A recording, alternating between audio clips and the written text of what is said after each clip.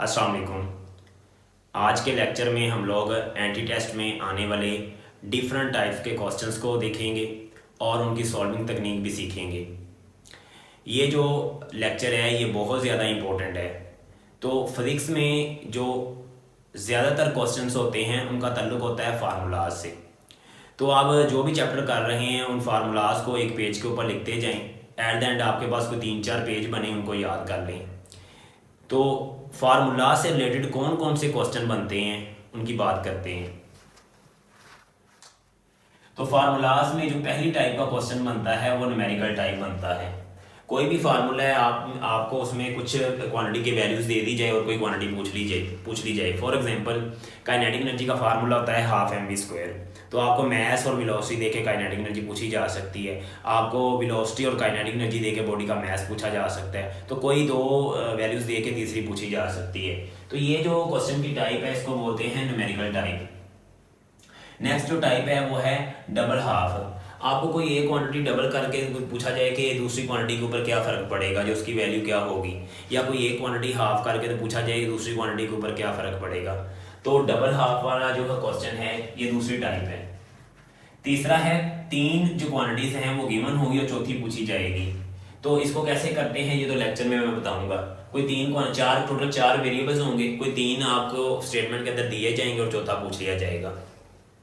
इसी तरह ratio type के क्वेश्चन हो सकते हैं। कोई एक क्वांटिटी में रेशो दी जाएगी और पूछा जाएगा कि दूसरी क्वांटिटी में रेशो क्या है, तो वो आप बता सकते हैं। पांचवी टाइप का क्वेश्चन होता है इंक्रीजिंग और डिक्रीजिंग का। आपको पूछा जाए कि एक क्वांटिटी के बढ़ने से दूसरी के ऊपर क्या फर्क पड़ रहा है। जैसे कूलम फोर्स का फार्मूला है F=K Q1 Q2/r²। डिस्टेंस के बढ़ने से डिस्टेंस के इंक्रीज करने से कूलम फोर्स कम होती है, या डिस्टेंस के कम होने से कूलम फोर्स बढ़ती है। तो इस तरह का जो है ना इंक्रीजिंग और डिक्रीजिंग का क्वेश्चन भी किया जा सकता है। इसके बाद हमारे पास लास्ट क्वेश्चन होता है ग्राफ का। जो ग्राफ है वो हम लोग एट द एंड ही सारे जितने भी रिलेशन होते हैं कोई भी दो क्वांटिटीज के दरमियान ग्राफ कैसा बनेगा, आप वेरिएबल्स के पैरामीटर्स देख के बता सकते हैं कि ग्राफ कैसा बनेगा। तो इसको तो एट द एंड हम हो सकता है वीडियो के दूसरे पार्ट में इसको डिस्कस करें कि कोई भी मैं दो वेरिएबल दे दूँ किसी फार्मूले में, मैं बोलूँ कि बताओ इन दोनों के दरमियान ग्राफ कैसा होगा। तो आप जो है ना बगैर उसको वैल्यूज़ को ड्रा किए या ग्राफ बता सकते हैं।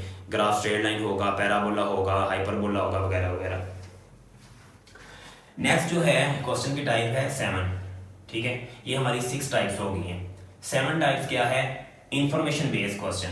इंफॉर्मेशन बेस्ड क्वेश्चन जो होते हैं इसमें कोई फार्मूला नहीं लगता, इनको वैसे ही हमने एज ए इंफॉर्मेशन याद रखना होता है। आपको पूछा जाए इलेक्ट्रॉन का चार्ज कितना है, तो हमें पता है 1.6 × 10⁻⁻19 कूलम है। आपको पूछा जाए प्रोटॉन का चार्ज कितना है, जनाब वो भी इतना ही होता है, लेकिन पॉजिटिव में लिखा जाता है। न्यूट्रॉन के ऊपर कोई चार्ज नहीं है। अब इनके ऊपर कोई फार्मूला नहीं लग रहा, ये इंफॉर्मेशन बेस्ड क्वेश्चन है। आपको पूछा जाए कि इलेक्ट्रॉन का मैस कितना है, तो 9.1 × 10⁻³ kg होता है। आपको पूछा जाए जी प्रोटॉन का मैस कितना है, तो आप लिखेंगे 1.673 × 10⁻⁻27 kg। न्यूट्रॉन का मैस पूछा जाए वो भी तकरीबन इतना होता है। आपको पूछा जाए फोटोन के ऊपर चार्ज कितना होता है, तो आप बोलेंगे फोटोन के ऊपर कोई चार्ज नहीं होता। आपको पूछा जाए कि फोटोन का जो रेस्ट मास है वो क्या होता है, वो 0 होता है। आपको पूछा जाए कि इलेक्ट्रॉन की चार्ज टू मैस रेशियो क्या होती है, तो वो होती है 1.75 × 10⁻11 कूलम/किलोग्राम। आपको पूछा जाए जी बोल्ट्जमैन कांस्टेंट की वैल्यू क्या होती है, तो आप बताएंगे 1.38 × 10⁻23 जूल/केल्विन। आपको पूछा जाए कि यूनिवर्सल गैस कांस्टेंट की वैल्यू क्या है, तो आप बोलेंगे 8.314 जूल/मोल/केल्विन। आपको पूछा जाए कि हमारे पास काउंटर लेंथ कितनी होती है, तो काउंटर लेंथ होती है 2.43 × 10⁻12 मीटर। आपको पूछा जाए कि इलेक्ट्रिक जो ईल है, जो फिश है एक, उसके हेड और टेल में पोटेंशियल डिफरेंस कितना होता है, तो आप बताएंगे 450 वोल्ट होते हैं। आपको पूछ लिए जाए कि हमारे पास bursting off tyre, cloud formation, ये किसकी एग्जांपल है, एडियाबैटिक प्रोसेस की हैं। आपको पूछ लिया जाए कि आसमान का रंग नीला क्यों है, स्कैटरिंग ऑफ लाइट की वजह से, क्योंकि ब्लू लाइट ज़्यादा स्कैटर होती है। तो ये जो क्वेश्चन है ये इन्फॉर्मेशन बेस्ड है, इसमें जो है कोई फार्मूला नहीं लग रहा, वैसे हमें इनको एज अ इंफॉर्मेशन याद रखते हैं। आपको पूछा जाए कि जी ईईजी किसको स्टैंड करता है, ईसीजी किसको स्टैंड करता है, ईआरजी किसको स्टैंड करता है, इलेक्ट्रोकार्डिनोग्राफी, इलेक्ट्रोरेटिनोग्राफी, कैश स्कैनर जो है वो किसको स्टैंड करता है, इससे क्या मुराद है। तो इस तरह के जो क्वेश्चन हैं ये इंफॉर्मेशन बेस है, इनको जो है आपने साइड इंफॉर्मेशन में जो वैल्यूज दी होती हैं, जो टेबल्स दिए होते हैं, उनको आपने मेमोराइज करना है, ठीक है। नेक्स्ट जो टाइप है क्वेश्चन की वो है कंसेप्चुअल वर्क। तो कंसेप्चुअल वर्क में क्या है, कंसेप्चुअल वर्क में कोई फार्मूला नहीं, वो आर्टिकल कोई पढ़ा हो तो पता चलता है कि इसमें क्या कंसेप्ट है। आपने पढ़ा होगा कि दो पॉजिटिव चार्ज या दो नेगेटिव चार्ज या दो सिमिलर चार्जेस एक दूसरे को क्या करते हैं जनाब, वो एक दूसरे को रिपेल करते हैं। अब इसमें कोई फार्मूला नहीं लगाया हमने, हमें पता है कि दो पॉजिटिव चार्ज या दो नेगेटिव चार्ज एक दूसरे को रिपेल करते हैं। अगर आप पूछा जाए कि एक पॉजिटिव है और एक नेगेटिव, वो क्या करते हैं, तो एक ऑपोजिट चार्ज एक दूसरे को अट्रैक्ट करते हैं।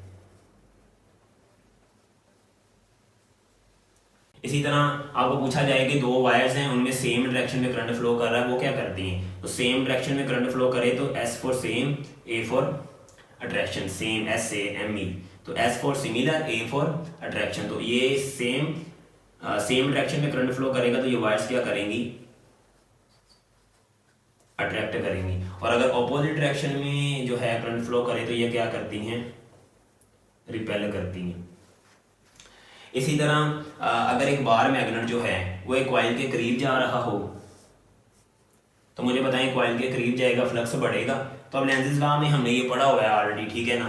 तो यहाँ इस फ्लक्स को कम करने के लिए यहाँ पे नॉर्थ पोल बन जाएगा और दूसरी तरफ क्या बनेगा, दूसरी तरफ कॉइल के साउथ पोल बन जाएगा, ठीक है। अगर मैग्नेट कॉइल के करीब जाएगा, इधर नॉर्थ पोल बनेगा, इधर साउथ पोल बनेगा कॉइल का।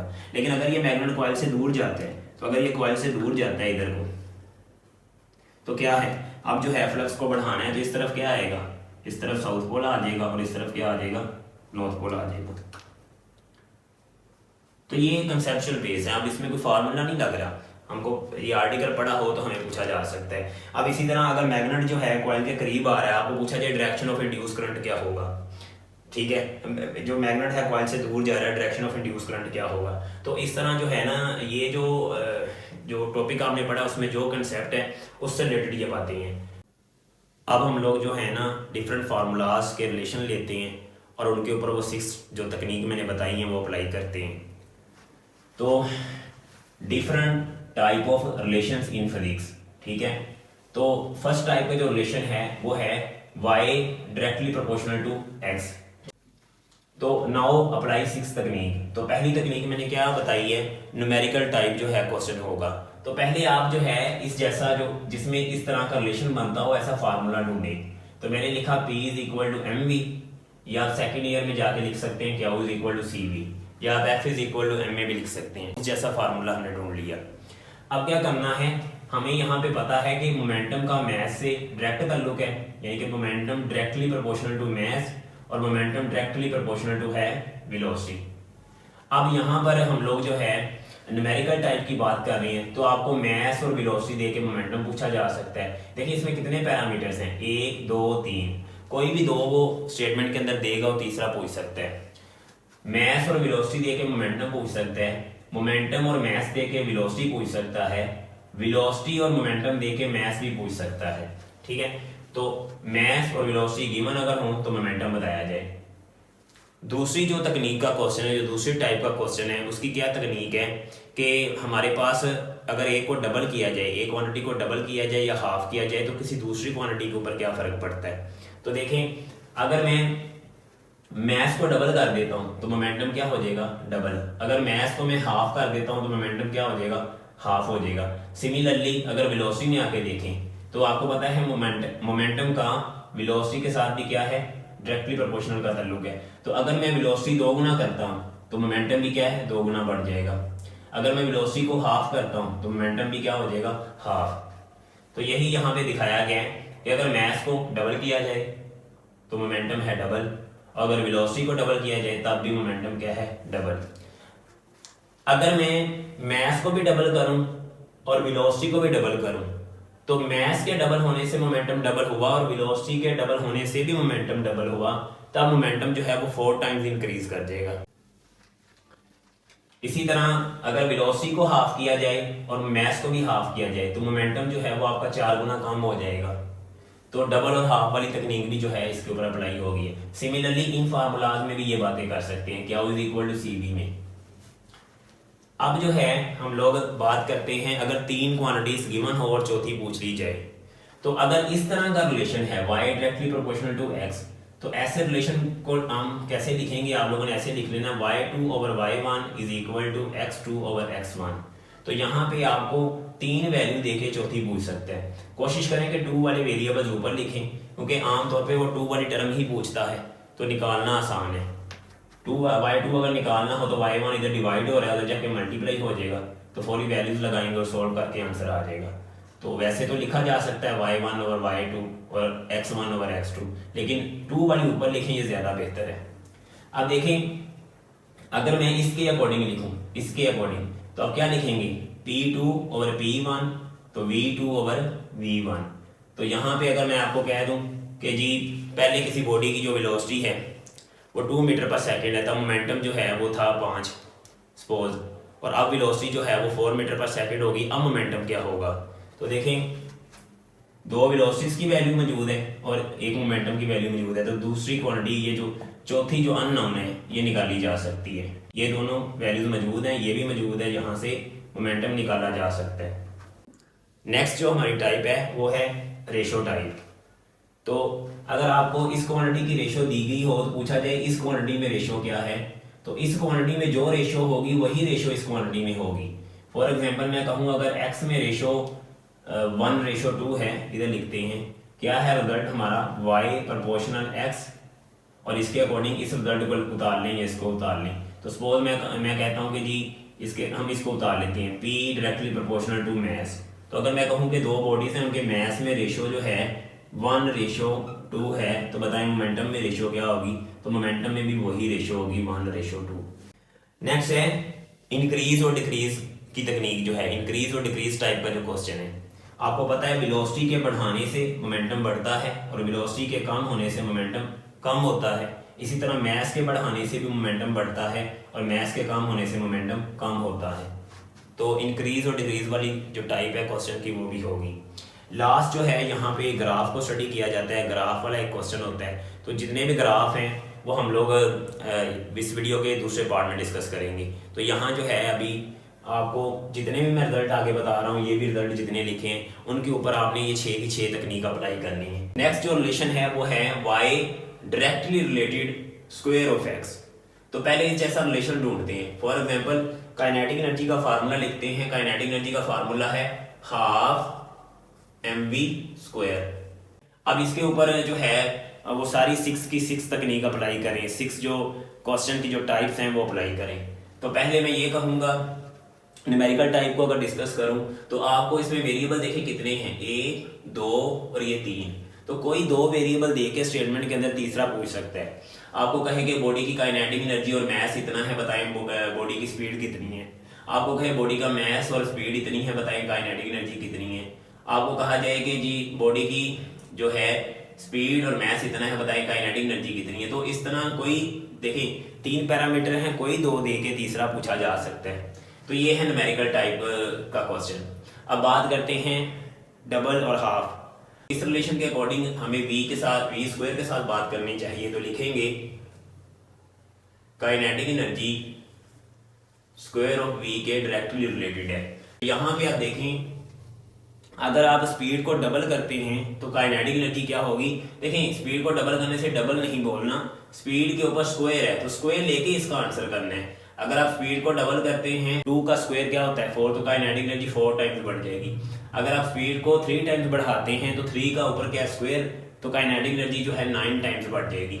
इसी तरह आप हाफ भी कर सकते हैं। अगर बॉडी की जो स्पीड या वेलोसिटी है उसको हाफ किया जाए तो उसका स्क्वायर लेके आंसर करना है, तो काइनेटिक एनर्जी 1/4 टाइम्स कम हो जाएगी। तो डबल और हाफ वाला जो है ये बात भी हो गई है। अब बात करते हैं कोई 3 गिवन हो और चौथी निकालनी हो, तो उसके लिए क्या है, इस रिजल्ट को मैं ऐसे लिखने लगा हूं कि काइनेटिक एनर्जी, पहले जनरल रिजल्ट बनाए y2 ओवर y1, तो इधर आएगा x2 लेकिन ऊपर स्क्वायर बोलेंगे और नीचे क्या आएगा x1 और इसका स्क्वायर। तो इसके करस्पॉन्डिंग अगर मैं इस फार्मूले को मॉडिफाई करूं तो ये आई काइनेटिक एनर्जी 2 वाली। मैंने बोला कि पहले 2 वाली टर्में ऊपर लिख लें, ये 1 वाली और इसके करस्पॉन्डिंग जो स्पीड है, तो 2 वाली स्पीड का स्क्वायर और 1 वाली स्पीड का स्क्वायर। अब आपको जो बोला जाए कि जब बॉडी की जो स्पीड है वो 5 मीटर पर सेकंड थी, तब काइनेटिक एनर्जी वो 10 जूल थी। अब स्पीड जो है वो 15 मीटर पर सेकंड हो गई है। बताएं अब काइनेटिक एनर्जी क्या होगी। तो कोई 3 वो दे रहा है, ये दे रहा है, ये वैल्यू दे रहा है, ये दे रहा है, तो अब काइनेटिक एनर्जी इधर से निकल आएगी। तो कोई 3 दे के चौथी वो टाइप पूछ रहा है। अब जो है नेक्स्ट हमारे पास आ रही रेशो टाइप। तो देखें रेशो टाइप में क्या है। रेशो टाइप में अगर डिस्कस करें तो देखें जो रेशो इसमें दी गई होगी उसका स्क्वायर लेके वही रेशो इसमें होगी। फॉर एग्जांपल अगर मैं कहूं कि x में रेशो है 2:3, तो बताएं वहां y में रेशो क्या होगी। तो पहले तो देखिए अब इसके ऊपर स्क्वायर है, तो पहले आप इसका स्क्वायर लेंगे। 2 का स्क्वायर 4, 3 का स्क्वायर 9, तो आप इसमें रेशो बताएंगे 4:9।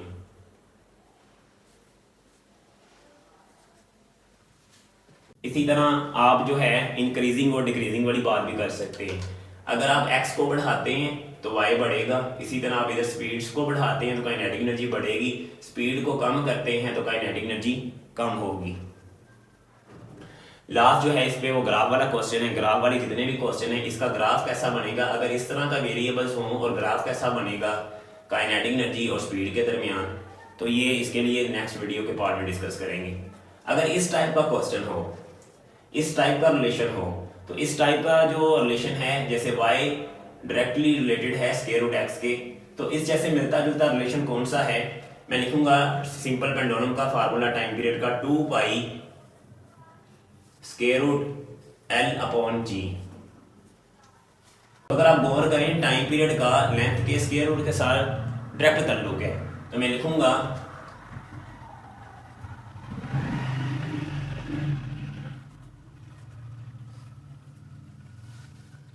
अब अभी आप देखें अभी वो 6 की 6 ये जो तकनीक हमने पढ़ी है, ये जो 6 क्वेश्चन की टाइप्स हैं और इनकी सॉल्विंग जो तकनीक है वो अप्लाई करें।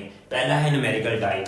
तो देखें यहाँ पे आपको लेंथ g और देके तो आपको कोई 2 दे के टाइम पीरियड पूछा जा सकता है। टाइम पीरियड और ग्रेविटेशन एक्सेशन दे के आपको लेंथ पूछी जा सकती है। तो कोई 2 पैरामीटर दे के तीसरा पूछा जा सकता है। ये हो गया न्यूमेरिकल टाइप क्वेश्चन। अब बात करते हैं डबल हाफ। तो आप लोग मुझे बताएं अगर मैं लेंथ को डबल कर देता हूं तो लेंथ को डबल करने से time period square root 2 times increase करेगा। देखिए लेंथ को डबल करते हैं लेकिन इसके ऊपर क्या है स्क्वायर रूट, तो आप स्क्वायर रूट लेके आंसर करेंगे। लेंथ को डबल करने से time period square root 2 times increase करेगा। अगर लेंथ में 4 टाइम्स बढ़ाता हूं तो 4 का स्क्वायर रूट होता है 2, तो आपका जो टाइम पीरियड है वो 2 टाइम्स इंक्रीज कर देगा। अगर लेंथ को मैं 9 टाइम्स इंक्रीज करता हूं तो टाइम पीरियड जो है वो 3 टाइम्स इंक्रीज कर जाएगा। अगर लेंथ को मैं हाफ करता हूं तो टाइम पीरियड 1/√2 टाइम्स कम हो जाएगा। देखिए लेंथ को हाफ करेंगे, नीचे 2 है लेकिन उसका स्क्वायर रूट लेके आंसर इसका करेंगे, ठीक है। तो डबल और हाफ की बात होगी। अभी कोई 3 वेरिएबल मौजूद हों और चौथा कैसे निकालना है, तो आप इसके लिए इस रिलेशन को पहले ऐसे बना लें। पहले जनरल रिलेशन बनाएं, तो जनरल रिलेशन क्या बनेगा इधर लिख लेते हैं। ऊपर मैंने बोला है 2 लिख लें, 2 वाली, और नीचे 1 वाली। तो ये आया x2 और ये आया स्क्वायर रूट, ठीक है, और नीचे क्या आएगा x1 और स्क्वायर रूट। अभी आप देखें इसमें कोई भी 3 आपको पैरामीटर देके चौथा पूछा जा सकता है। तो अभी इसकी इस जनरल रिजल्ट के अकॉर्डिंग इसको मॉडिफाई करें, तो क्या लिखेंगे T2/T1 आप लिखेंगे स्क्वायर रूट लेंथ ये L2 और नीचे क्या आ जाएगा L1। अगर आपको यहाँ से क्वेश्चन बनाए तो कैसे बनेगा क्वेश्चन, अगर आपको कहा जाए कि अगर सिंपल पेंडुलम की लेंथ जब 1 मीटर थी तब टाइम था 2 सेकंड, अब अगर लेंथ जो है वो 3 मीटर हो गई है तो बताएं अब टाइम पीरियड क्या होगा। तो कोई 3 पैरामीटर वो दे रहा है और चौथा पूछ रहा है। ये है तीसरी टाइप का हमारा क्वेश्चन। अब हम बात करते हैं चौथी टाइप रेशो टाइप। तो इसमें रेशो आप कैसे आंसर करेंगे रेशो का।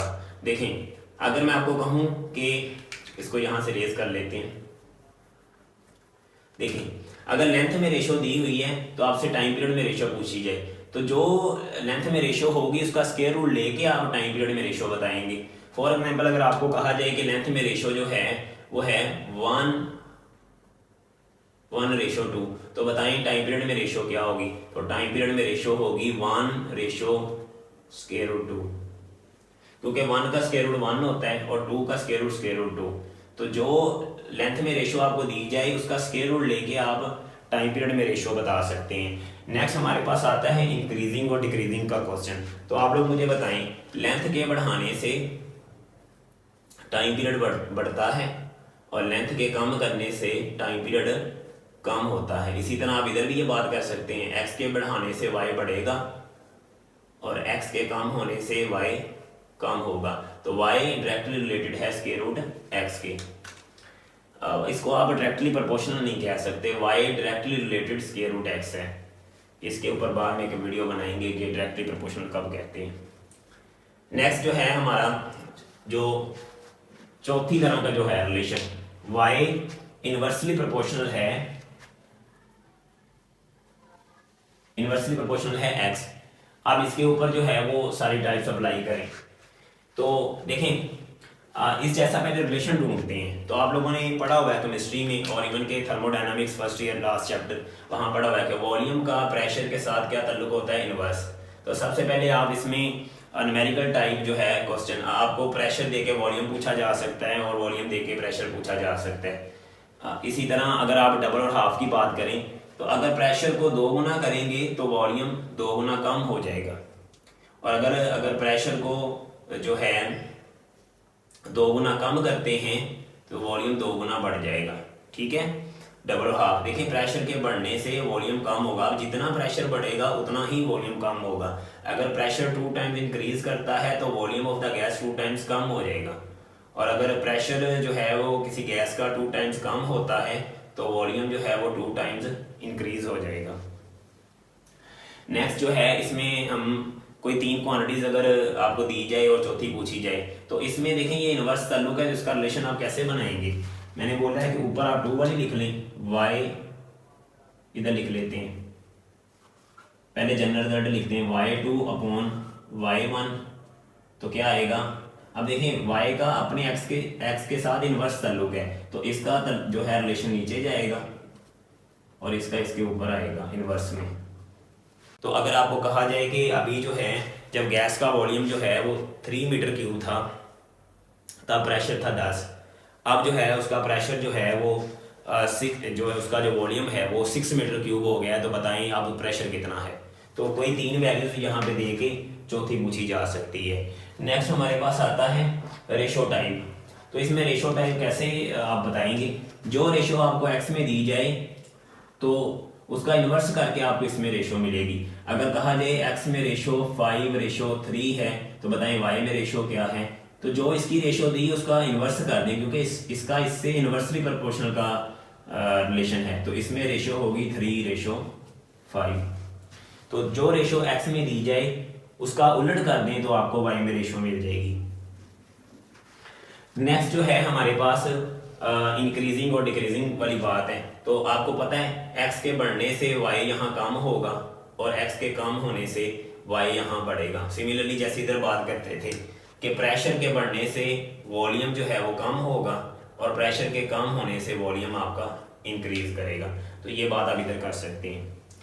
नेक्स्ट जो है, अगर इस टाइप का जो फार्मूला या रिलेशन हो तो उसमें अगर इन 6 जो तकनीक हैं, जो टाइप हैं क्वेश्चन की, इनको अप्लाई करें तो देखें y inversely proportional to square of x। तो देखें ऐसा रिलेशन कौन सा है। तो अगर आप इलेक्ट्रिक फोर्स या इलेक्ट्रिक फील्ड का फार्मूला देखें या लाइट की इंटेंसिटी का देखें, जो डिस्टेंस के साथ स्क्वायर के साथ वेरी करती है, ठीक है, जैसे कूलम फोर्स भी होती है और ग्रेविटेशनल फोर्स भी है। तो electric field is equal to k cube upon r square. तो सबसे पहले न्यूमेरिकल टाइप हम डिस्कस करते हैं। आपको चार्ज और डिस्टेंस दे के इलेक्ट्रिक फील्ड पूछी जा सकती है।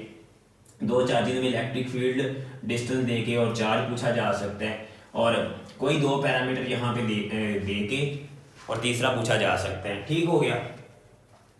अब अगर जो है हम इसमें बात करते हैं डबल या हाफ की, तो मुझे बताएं अगर मैं x को डबल कर दूं तो इसके ऊपर स्क्वायर है, तो डबल लेके फिर इसका आंसर आपने करना है। अगर इसको डबल करते हैं तो इसका उससे इनवर्स ताल्लुक है, तो 2 डबल करते हैं 2 का स्क्वायर 4, तो ये जो x जो है वो 2 टाइम्स बड़ा है और y जो है वो उसका स्क्वायर लेके उतना कम हो जाएगा। तो x अगर 2 टाइम्स बढ़ाते हैं तो 2 का स्क्वायर 4, तो y जो है वो 4 टाइम्स कम हो गया। अगर x को आप 3 टाइम्स बढ़ाते हैं तो x को आपने 3 टाइम्स बढ़ाया है तो उसका स्क्वायर लेंगे आएगा 9, ये 9 टाइम्स कम हो जाएगा। इसी तरह अगर हम रेशो में आके बात करें तो अगर इसमें जो रेशो दी हो उसका स्क्वायर लेके और फिर इन्वर्स लेना है, क्योंकि इसमें दो चीज़ें हैं, पहले स्क्वायर लेना है फिर जो जवाब आए उसका इन्वर्स लेना है। सपोज इसमें x में रेशो है 2:3, तो आपसे पूछा जाए कि y में रेशो क्या होगी, तो पहले इसका स्क्वायर लें, 2 का स्क्वायर 4 और 3 का स्क्वायर 9, तो 4:9, लेकिन इधर उसका इन्वर्स लिखना है तो ये आएगा 9:4। इस तरह से इसको सॉल्व करेंगे। इसी तरह नेक्स्ट है इंक्रीजिंग और डिक्रीजिंग का। तो आपको पता है x के बढ़ने से y कम होगा और x के कम होने से y बढ़ेगा, और इससे जो मिलता जुलता जो रिलेशन है, इधर r के बढ़ने से इलेक्ट्रिक फील्ड कम होगा और r के कम होने से इलेक्ट्रिक फील्ड बढ़ेगा। नेक्स्ट ग्राफ का क्वेश्चन है वो बाद में डिस्कस करेंगे। लास्ट जो है हमारे पास जो रिलेशन है y इनवर्सली 1/√x के। तो देखें पहले इस जैसा रिलेशन ढूंढेंगे तो आप वो टाइम पीरियड वाला फार्मूला, ये वाला रिलेशन भी लिख सकते हैं, या आप लोगों ने ये भी पढ़ा हुआ है स्प्रिंग मैथ सिस्टम में 2π√m/k। ठीक है, तो सबसे पहले न्यूमेरिकल टाइप जो है क्वेश्चन डिस्कस करते हैं। तो कितने पैरामीटर हैं, 1 2 3, कोई 2 दे के तीसरा पैरामीटर पूछा जा सकता है। आपको मैथ और स्प्रिंग कांस्टेंट दे के टाइम पीरियड पूछा जा सकता है। स्प्रिंग कांस्टेंट और टाइम पीरियड दे के उसका मैथ बॉडी का जिसको अटैच किया उसका पूछा जा सकता है, और इसी तरह कोई भी 2 पैरामीटर दे के तीसरा पैरामीटर पूछा जा सकता है। नेक्स्ट हमारे पास इसमें क्वेश्चन आता है डबल हाफ का। तो इसका डबल हाफ कैसे करेंगे, अगर हम लोग देखें, अगर स्प्रिंग कांस्टेंट को डबल करते हैं तो देखें इसका स्क्वायर रूट लेके इसके साथ रिलेशन बनाना है। देखें यहाँ टाइम पीरियड का स्प्रिंग कांस्टेंट के स्क्वायर रूट के साथ इनवर्स ताल्लुक है। तो अगर मैं स्प्रिंग कांस्टेंट को डबल करता हूँ तो ये स्क्वायर रूट 2 टाइम, क्योंकि इसका पहले स्क्वायर रूट लेंगे फिर इनवर्स करके बताएंगे। स्प्रिंग कांस्टेंट को डबल करें, 2 का स्क्वायर रूट 2 और स्क्वायर रूट 2 टाइम्स ये कम हो जाएगा। अगर स्प्रिंग कांस्टेंट को 4 टाइम्स बढ़ाते हैं तो टाइम पीरियड जो है 4 का स्क्वायर रूट 2, तो टाइम पीरियड जो है वो 2 टाइम्स कम हो जाएगा। ठीक है, इसी तरह अगर जो है स्प्रिंग कांस्टेंट को 9 टाइम्स इंक्रीज करते हैं तो 9 का स्क्वायर रूट 3, तो टाइम पीरियड जो है वो 3 टाइम्स कम हो जाएगा। देखें इसका पहले आप स्क्वायर रूट लेंगे, जो आंसर आए उसका इन्वर्स कर देना है। जैसे 9 है, 9 का स्क्वायर रूट क्या है 3, तो 3 टाइम्स जो है ये कम हो जाएगा। ये 3 टाइम्स बड़ा है तो ये 3 टाइम्स क्या हो जाएगा, कम हो जाएगा, क्योंकि इसके बढ़ने से ये कम हो रहा है। इसी तरह जो है डिस्कस करें 3 गिवन और चौथी, तो इसमें आप कैसे बनाएंगे, आप देख लीजिए इधर से y2/y1, तो देखें ये ऊपर आएगा इनवर्स ताल्लुक है और ये नीचे आ जाएगा। तो यहाँ पे देखें अगर आपको कहा जाए कि कोई 3 वैल्यूज दी जाएं, 1 2 3, और आपको चौथी पूछी जा सकती है, तो ये भी आप कर लेंगे। इसी तरह अगर बात करें इधर, तो अगर रेशो में आगे बात करें तो मैं आपको कहूँगी अगर x में रेशो है सपोज 1:2 है, तो बताइए y में रेशो क्या है। तो पहले आप उनका स्क्वायर रूट लेंगे, जो आंसर आएगा उनका इन्वर्स करके इसमें रेशो आएगी। 1 का स्क्वायर रूट 1, 2 का स्क्वायर रूट 2, तो इसमें रेशो बनेगी स्क्वायर रूट 2:1। x में रेशो कितनी है 1:2, तो उनके पहले स्क्वायर रूट लेंगे फिर इन्वर्स करना है। देखें दो चीज़ें हो रही हैं, पहले उसका स्क्वायर रूट है बाद में इन्वर्स है। तो 1:2, तो 1:2 अगर बता रहे हैं तो 1 का स्क्वायर रूट 1 और 2 का स्क्वायर रूट होता है स्क्वायर रूट 2। अब उनका इन्वर्स करेंगे स्क्वायर रूट 2:1, तो ये इसमें आ गया। अब अगर हम बात करें इंक्रीजिंग और डिक्रीजिंग की, तो आपको नज़र आ रहा है इसके बढ़ने से y कम होगा और इसके कम होने से y बढ़ेगा। अब इसको इससे आप लिंक कर लें, अगर स्प्रिंग कांस्टेंट की k की वैल्यू बढ़ती है तो टाइम पीरियड कम हो जाएगा, और अगर स्प्रिंग कांस्टेंट k की वैल्यू कम होती है तो टाइम पीरियड इंक्रीज कर जाएगा। तो इस तरह से आप ये कर सकते हैं। बाकी आप देखेंगे 2 चीज़ें जो कि आगे फर्दर लेक्चर में डिस्कस होंगी, और एक आधी टाइप और भी है। मैंने ऐसा कोई रिलेशन नहीं लिखा जिसमें कॉज या साइन का फंक्शन मौजूद हो, ट्रिग्नोमेट्री। और इसके अलावा ग्राफ वाले क्वेश्चन मैंने डिस्कस नहीं किए। तो ग्राफ, अगर इसका ग्राफ कैसा बनेगा, उसके बाद ये जो इसका ग्राफ कैसा बनेगा, ऐसा रिलेशन हो तो ग्राफ कैसा बनेगा, इसका कैसा बनेगा। तो ये ग्राफ जो है ये अगले पार्ट में हम डिस्कस करेंगे। इसके साथ साथ जो है ग्राफ से कौन सी इंफॉर्मेशन मिलती है वो, और ऐसे फार्मूलाज जिनमें कोई ट्रिग्नोमेट्रिक फंक्शन आता है उनसे उनको कैसे डील करना है, उनमें किस टाइप के क्वेश्चन बन सकते हैं। तो ये हमारा जो है कंप्लीट हुआ पहला पार्ट।